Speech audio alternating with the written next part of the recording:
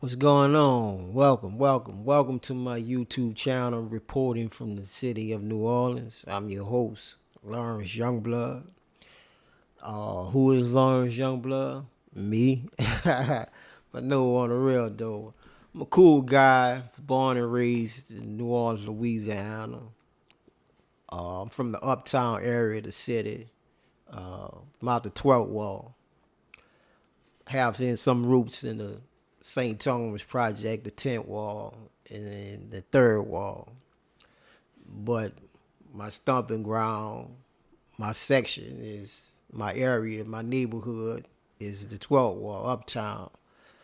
I'm a changed man, had a real bad upbringing, rough, you know, you name it, I've been through it, I'm a changed man now, though. I wrote 6 books, 3 fiction and 3 nonfiction, which is my life story or memoir trilogy titled "Raised in Violence," which we inspired this channel too. Because I'm gonna be reading chapters and snippets from it, and after I read those snippets and chapters, I'm gonna give y'all a docu, a visual of what I've read, and for those that's not from the city, I appreciate y'all tuning in. So this would be like a tour for y'all to see the city, parts of the city, and my upbringing, in visual. But also my channel is also to inspire, motivate, you know. I'm gonna discuss mental health issues, um, motivational speaking, entrepreneurship. I mean, it's we gonna cover a lot of things. I'm even gonna be showing my movies, my future movies and films, all I got, everything that I got in the making. You know what I'm saying? Is y'all gonna see it come through here. So I appreciate y'all subscribing and liking and sharing and you know telling y'all other people to hey tune on in. And stay tuned for what all the good things that we got going that I got going on here. So without further ado, let me get to um, giving y'all Raised in Violence.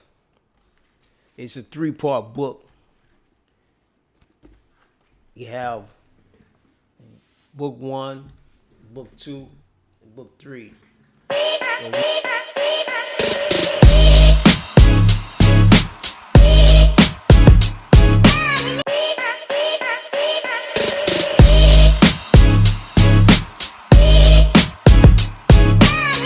So today I'm gonna read from book 1 of Raised in Violence, chapter 1. It's a pretty short chapter, but it's the beginning of my life story. Chapter 1.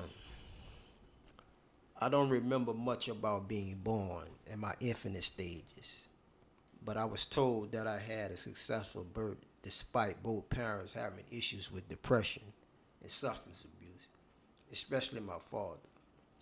I weighed at 7 pounds, almost 8 pounds. It was a full term normal delivery. As I grew, I was found to be a sweet, smart, caring, and wise, handsome baby boy that could also be sneaky and naughty at times.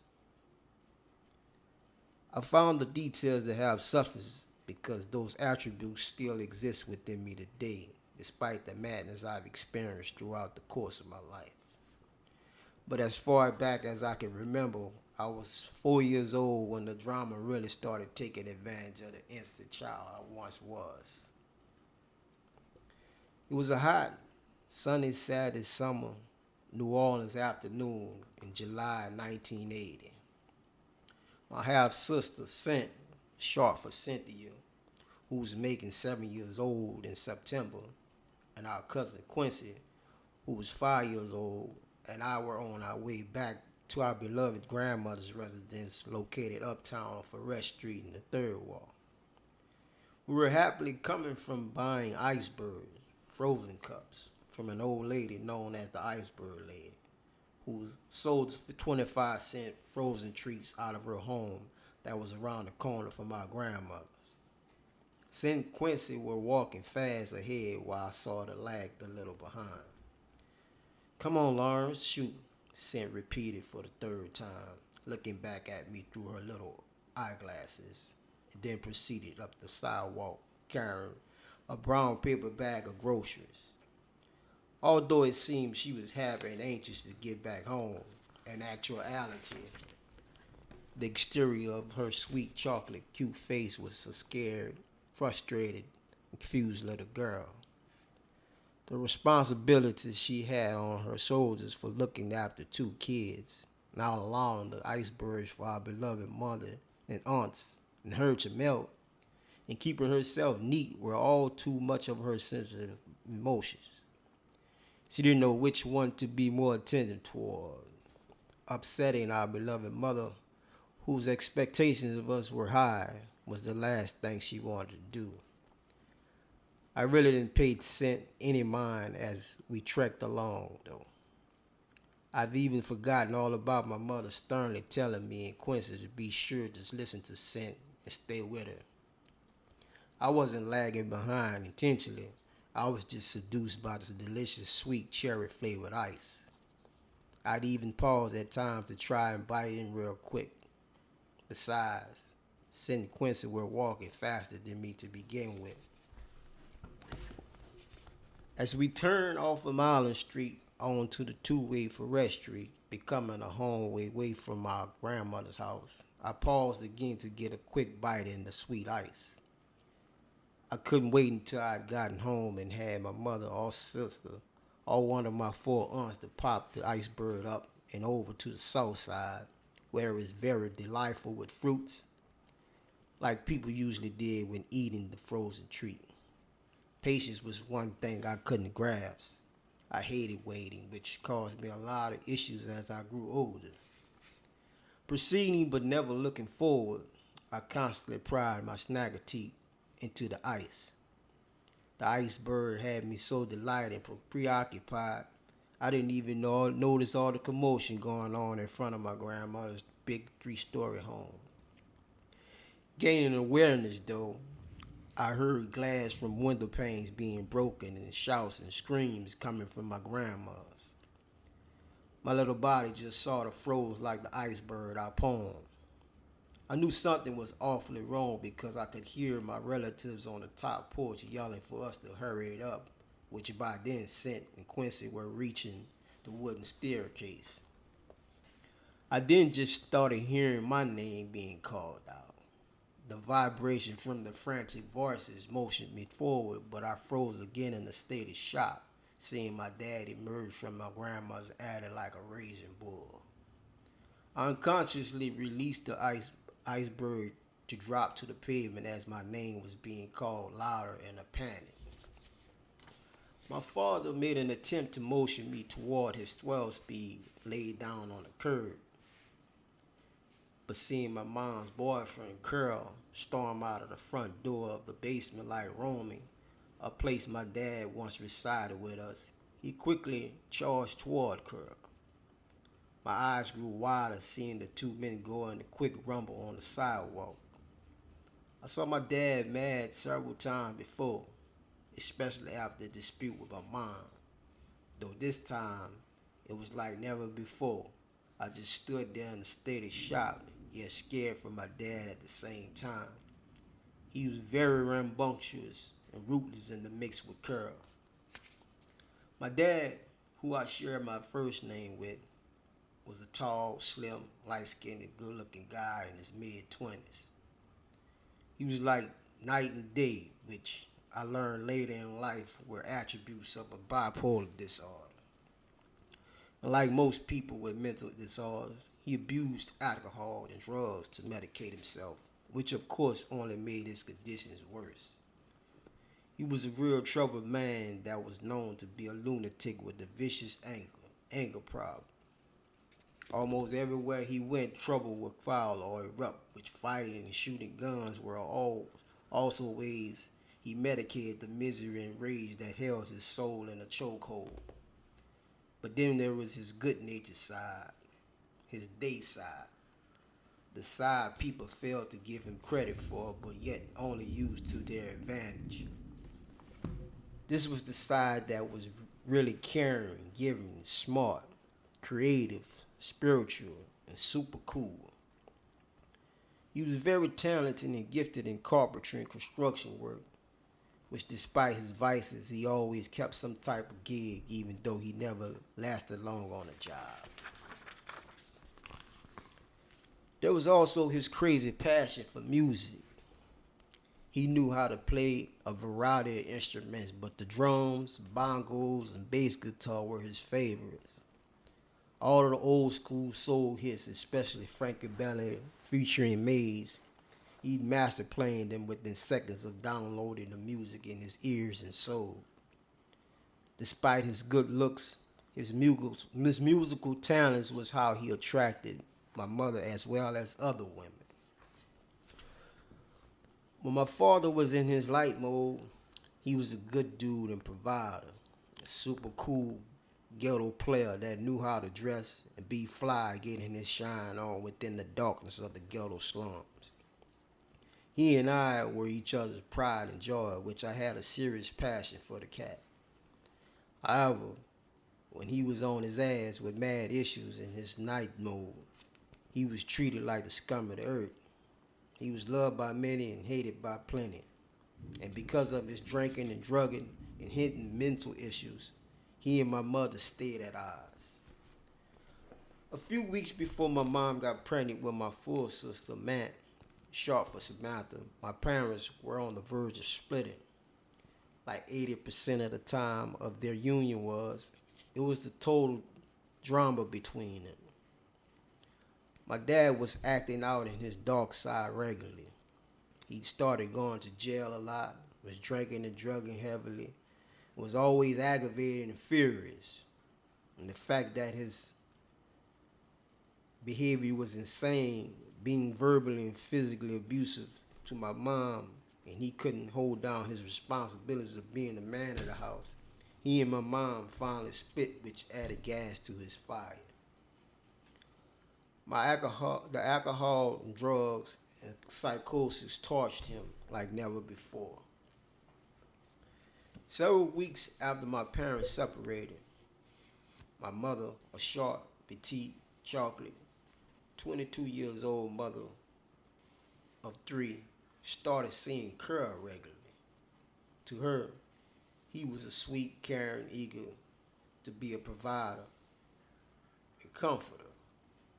And because she suffered from some depression, low self-esteem, poor academics, a lack of income, and saw Curl as a means of security, it was only natural for her to be acceptive of and draw closer to Curl, even though it wasn't a wise thing to do when you know my father and Curl's history.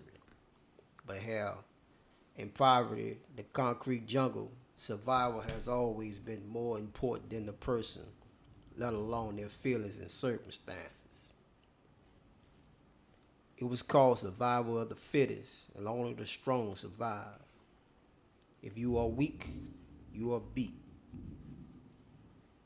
It was said that Curl had been one of my father's adversaries since they were kids.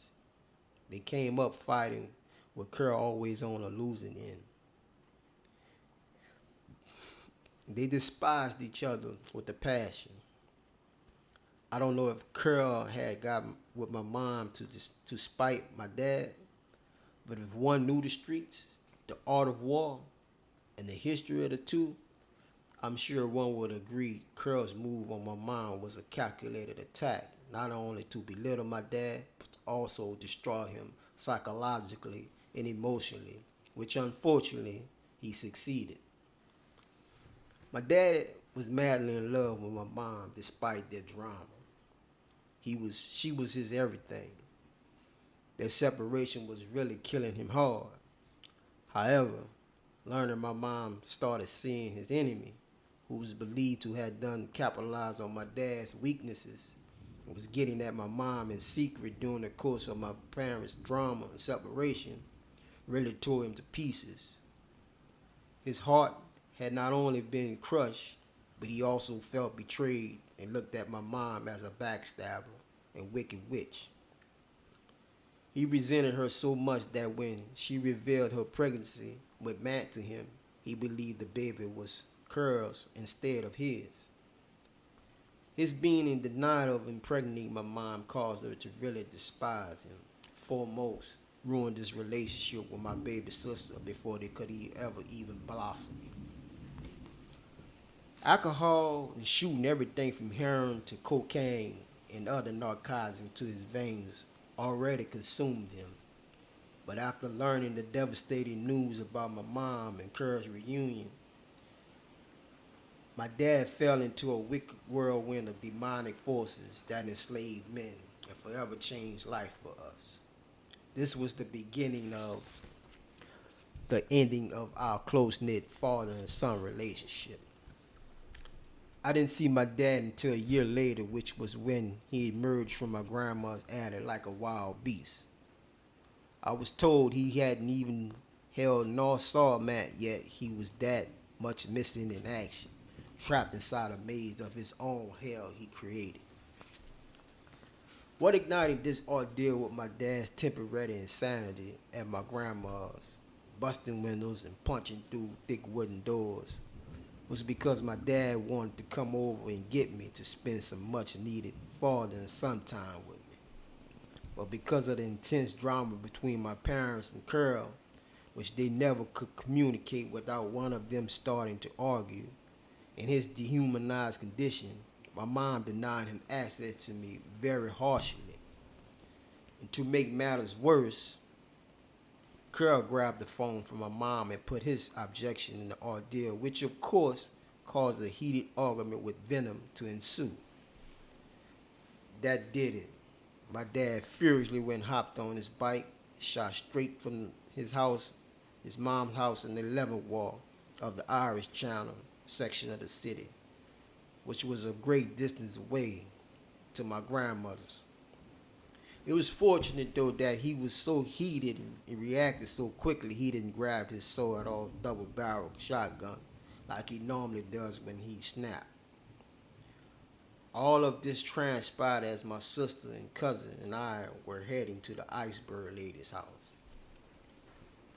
As two men who were boyfriends of our neighbors ran up and stopped the fight, my dad started rallying all verbally. He was a madman like a mad dog wanting to be fed. He shouted threats, rants, and all sorts of profanity toward my entire family who were all on the porch. He was really itching to go and finish things with Curl and abuse my mother while he was at it. Fortunately, though, one of the men that helped break up the fight alerted him of the police was called on their way. Hearing that, he sort of snapped back to reality and quickly proceeded over to his bike. I was still in a state of shock witnessing all of this ghetto summer madness. But then, suddenly, I started hearing my relatives calling for me as my dad did the same. I really didn't know what to do. Go with my dad or go with my mom and relatives. I looked at them, then I looked at my dad again and again. I mean, they both were my parents who I was taught to always obey. So, what was I to do? I was really caught up in the middle of their madness, which was heart-wrenching and crucial to my mental and emotional development. Come on, man, come on, my dad said again, but very intense yet gentle this time with his arms and hands out to me. His tone and expression made me feel that I'd better go with him before he got angry with me and spanked me. And besides, I hadn't seen him in a long time and missed him so much. I ran to him and he swiftly lifted me and placed me sideways on the center bar of the bike. Keep your hands here, all right? He said fast. I didn't say anything though as he placed my hands to grip the center of the handlebars near the gear switches as though he was helping me ride the grown man bike. The next thing I remember, my dad was pumping away into his dark room that engulfed my young life. For the moment I was conceived, I'd inherited some of my parents' demons. However, gone with my dad that particular day, I believed I had sealed my fate in following my father's footsteps and entering a vicious cycle. As scientists have discovered, there's a thin line between biology and psychology. It wasn't long after my dad and I had arrived at his mom's, my dear sweet grandma. The police showed up along with my mom and Quincy's mom and her boyfriend Daniel, all in Daniel's car. My dad was cuffed and taken off to jail while I was retained in my mother's custody, which from that moment of reuniting back with my parents, I could sense I'd done something very bad by choosing to go with my dad and was in big trouble. It was like I had betrayed or insulted my mom and relatives by choosing my dad's side over them. That, with their hatred toward my dad, from that moment on, it was as though I was a reflection of my dad, and their vision was as I got older, I'd often be told so cruelly that I was just like my dad, a fuck up, a loser, a nobody. It was the furthest from the truth, though. God is great. Right, so that's chapter 1. Y'all stay tuned. I'm going to give y'all a tour of the city, or the docu of that particular chapter. So, be back at y'all. Stay tuned.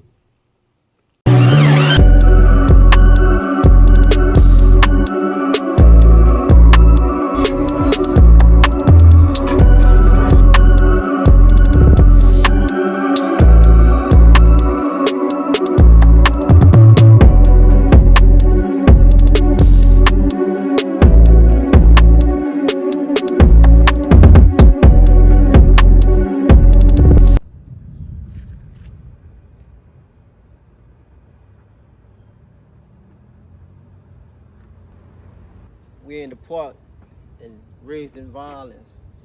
Well, I speak on the iceberg lady. I mean, how me and my cousins and my sister, we coming from the iceberg lady, you know. This is where the iceberg lady stayed at. You know, just come out, get our icebergs, knock on her door, give it a 25-cent, get the treats, get the icebergs. If I don't know what icebergs is, it's frozen cups. But yeah. So we get our icebergs, so we start walking back to my grandmother's house on Ferret Street, around the corner. So this is uptown. In my mother and them era growing up, it used to be the third wall. But when I came up in the mid-'80s, due to geographics and politics, it became the 12th wall. But where we're at now, we're at Ferret and Marlin Street.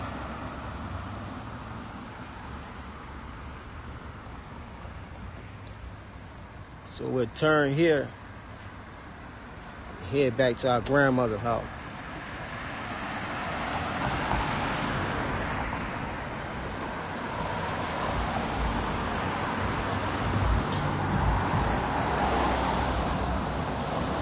I got about right here, I start hearing my relatives, them up on the top porch, hollering for us to come on, hurry up, y'all, hurry up. Come on here.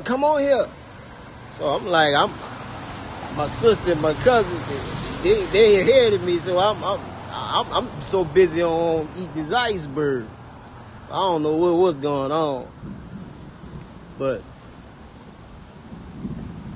this is the house we grew up in, where we lived at.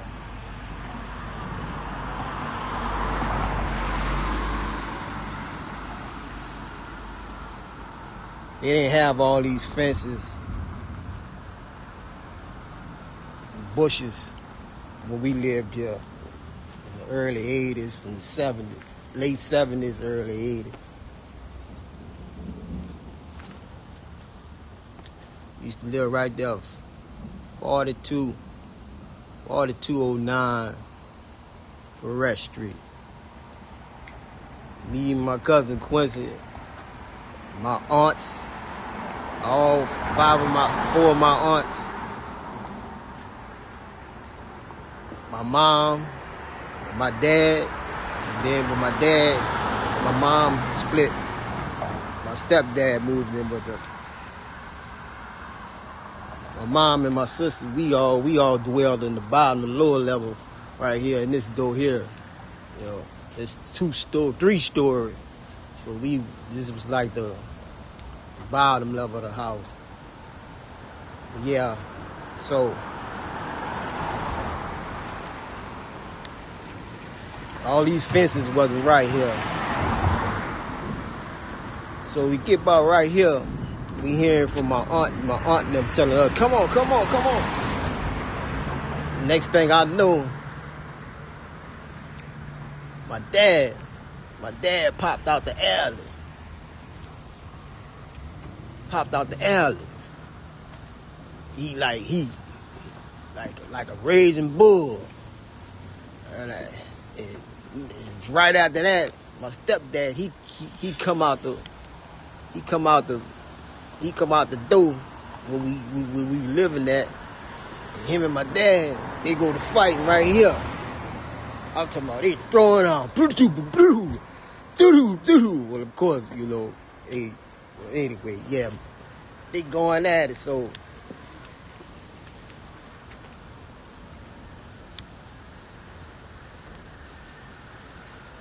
they going at it, and as the neighbors stop them, my dad, he come on his bike. He get on his bike.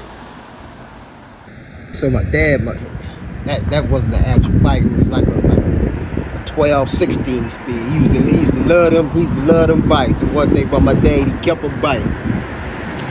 But the bike was laying right there.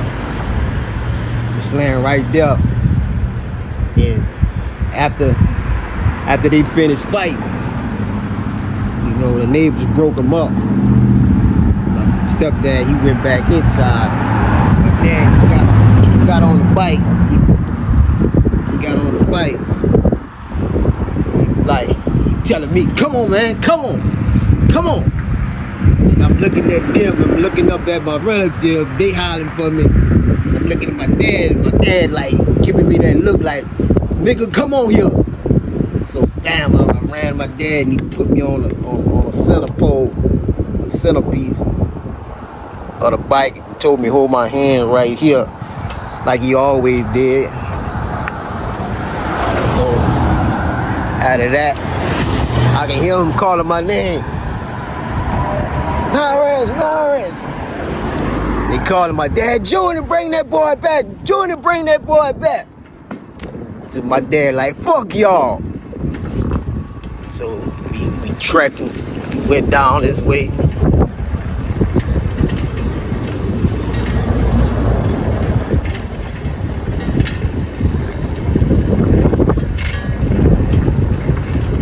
So boom, and I remember my dad, he just like going off. Man, that dude get mad. Whew. You won't be nowhere around him. So man, we chucking. We ride all the way.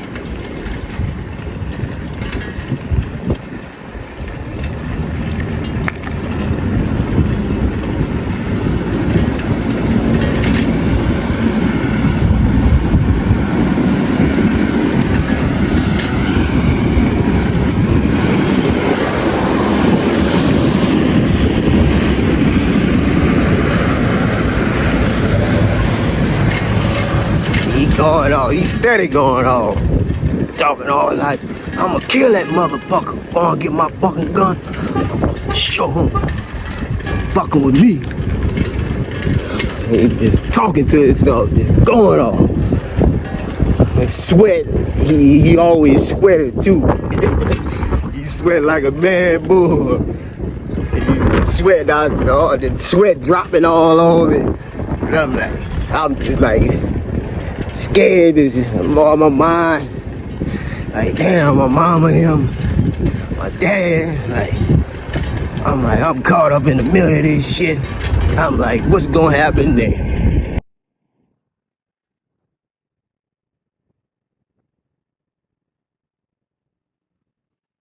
Cut through the hoods.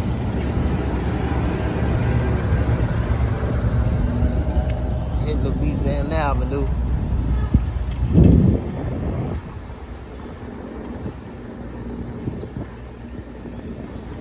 He ain't like being on big avenue or big streets. I mean, that's the typical street, dude. You always pay them back street. It's always something to go down, you know, on any given day. So my dad, like every other street dude, we play the black streets.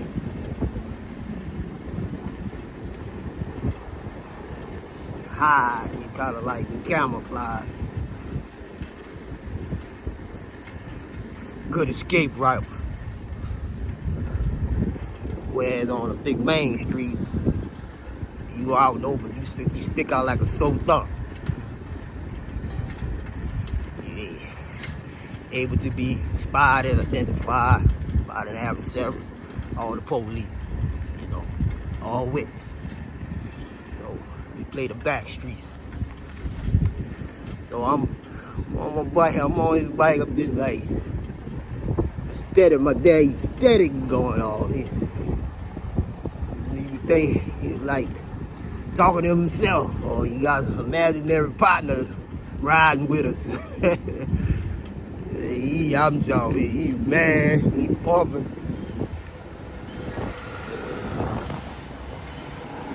So, cross St. Charles, definitely was trying to get out of the way. Get off that street there. Cut through the Garden District.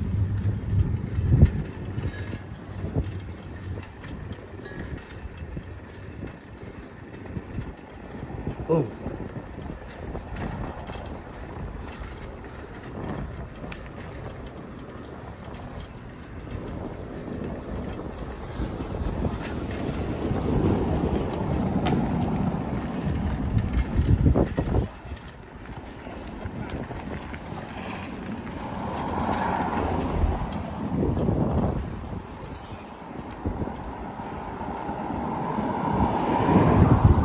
Get Jazz 8th Street.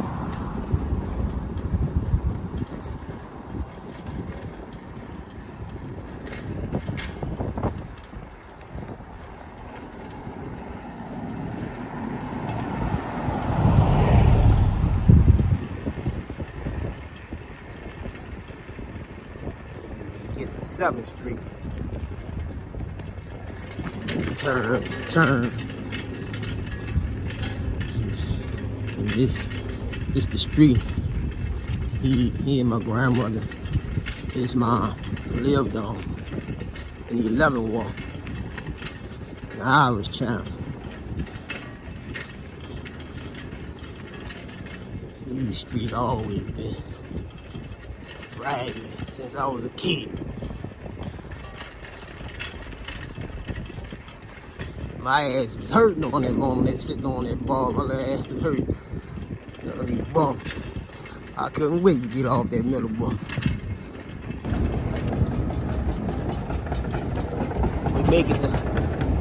We get the magazine. I remember looking at traffic, shoot across there.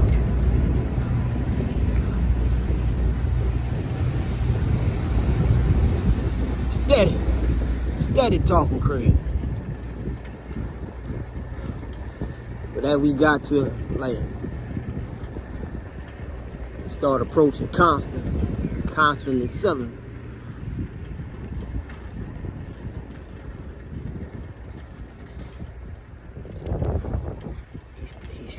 He shut up.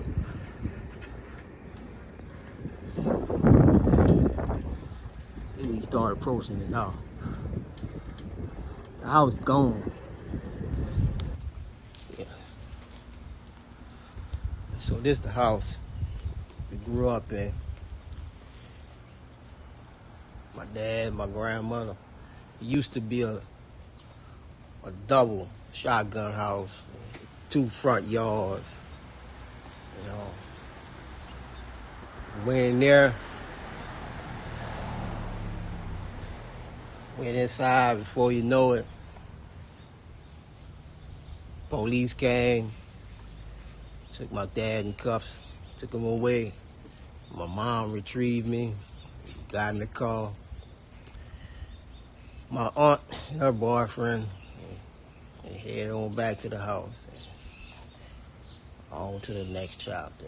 But it's totally different now. This whole area is totally different between Constance and Laurel.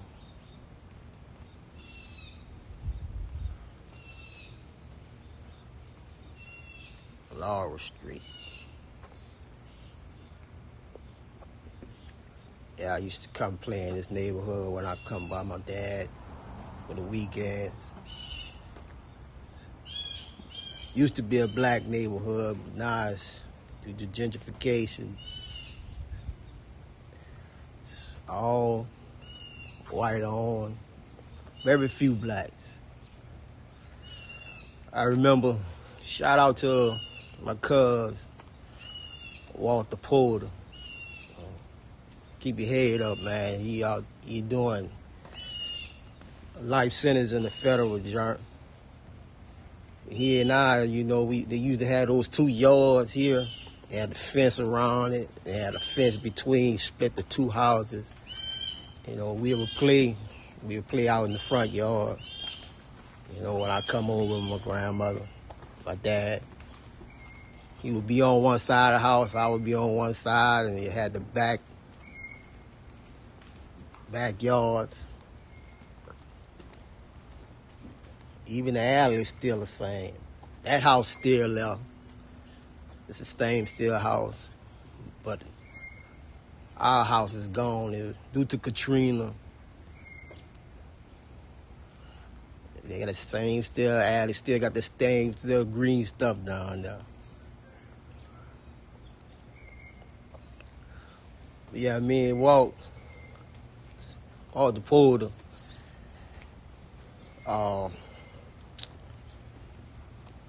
a.k.a. Mooney, a.k.a. Urkel. Yeah, we would come play, 2 innocent little boys. You know, you wouldn't expect us to grow up the way that we did, you know, deterred, go the wrong ways in the streets. You know, man, but yeah, this is my history, part of my history. 7th Street, Uptown. Y'all be good. See y'all in the next chapter. Raised in Violence. Raised in Violence, the book. Book 1. Book 2. And Book 3. They're available on my website, lypublication.com. And they're also available on amazon.com. But if you order from my website, lypublication.com, you can get your autographed copy and also a package deal, all 3 books for $30. You know, even if you're not a reader, I appreciate your support and purchasing it and then passing it on to a reader or somebody that, you know, it can be useful for, because it's very inspirational, motivational, you know what I'm saying? Um, it's my testimony to show that, hey man, there is a God, there is a higher power, and I give him all thanks and glory. And as I say, my books, it follows me from my kid, from the elementary years, childhood, to my teens, when I really started rebellion and getting violent, living the street life. Man, man, read it. You're gonna see. I don't want to give all everything away, but stay tuned. Got some great things coming. So once again, purchase my book Amazon.com or lypublication.com. Peace.